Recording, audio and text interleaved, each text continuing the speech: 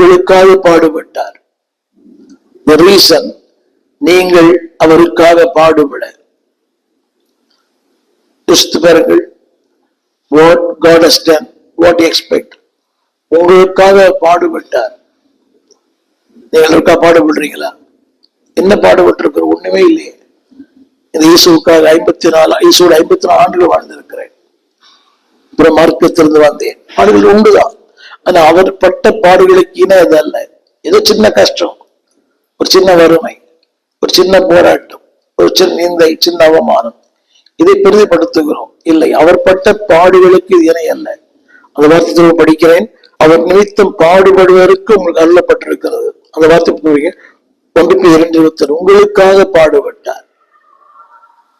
2வது பிலிப்பியர் 1:29 அவர் நிமித்தம் பாடுகளை உங்களுக்கு எனக்கு அருளப்பட்டிருக்கிறது.